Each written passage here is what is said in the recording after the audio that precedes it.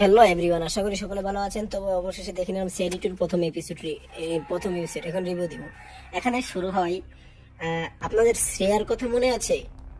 ওই শ্রেয়া না, ওই যে বড় শ্রেয়া না, অভিজিতের যে একটা মেয়ে ছিল পালিত, কথা বলতে পারে না, শ্রেয়া। ওই শ্রেয়ার কে মানে কিছু অপরাধীরা কিডন্যাপ করে এবং তাকে ব্ল্যাকমেল করার চেষ্টা করে অভিজিৎকে, এবং এভাবে মনে হয় যে দয়া একটু আগে বাড়ায় এবং এই লোকটা শ্রেয়া বম ব্লাস্ট হয়ে মারা যায়। এটা দেখানো হয়। পরে রাগান্বিত হয়ে পরবর্তীতে অভিজিৎ দয়াকে গুলি করে দেয়, এবং গুলি কিন্তু অন্য কেউ করেছে, কিন্তু প্রথমত এটা মনে হয়। তারপরে অনেক কিছু হয়, কাহিনী ঘুরে ফিরে যে কাহিনীর কেসটা শুরু করছে সেটা এখানেই।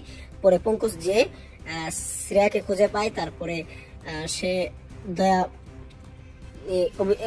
অভিজিৎ দয়াকে একদম দেখতে পারে না, এই কারণে পরে যখন সে তার ভুল বুঝতে পারে যে দয়া তাকে বাঁচিয়েছে, তখন দয়ার কাছে সে ক্ষমা চায়।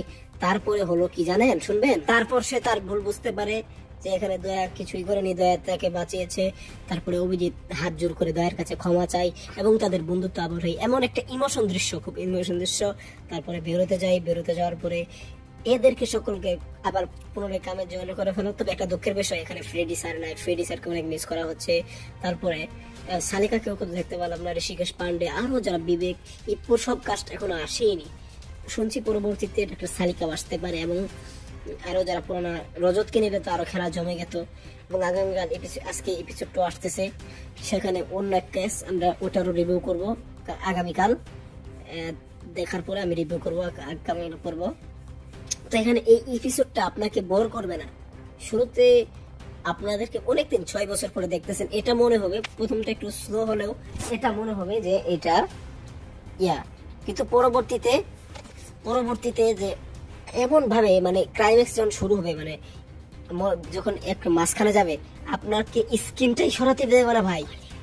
এত সুন্দর করে প্রেজেন্টেশন, আরে ভাই কি বলবো, একেবারে আপনার চোখটা নড়াতেই পারবেন না, এত সুন্দর করে প্রেজেন্ট। আর অ্যাকশনের কথা কি বলবো, এই টিভি সিরিজ হিসেবে অ্যাকশন সেই রকম ছিল। যাই হোক, অ্যাকশন এখনো বাকি আছে ভাই, অ্যাকশন এখনো বাকি আছে। আর রেসিপি একটা ডায়লগ দে, 6 বছর পরে ফিরছি, একদম একেবারে কারেক্ট, একেবারে কি বলবো। আর এখানে একটা বোমের বেশি থাকে ট্রাকের মধ্যে, যে মোমবাতির মধ্যে বোম থাকে। এই যে খুনি, যে এই খুনিটা একটা প্রতিশোধ নিতে চাই, যে দয়া এবং অভিজিতের মিশনে এক স্যার ভাই ছিল, কিন্তু সে সময় তার ভাই মারা যায় এবং ভাই প্রতিশোধ নেয় অভিজিতের ওপর, যাতে সে তার তার মেয়ে হারানোর দুঃখটা বুঝতে পারে। তো যাই হোক, কাহিনী খুবই ইন্টারেস্টিং ছিল। তো আজকের ভিডিওটি এ পর্যন্তই। এপিসোড 2 কাহিনী পেতে থ্যাংক ইউ।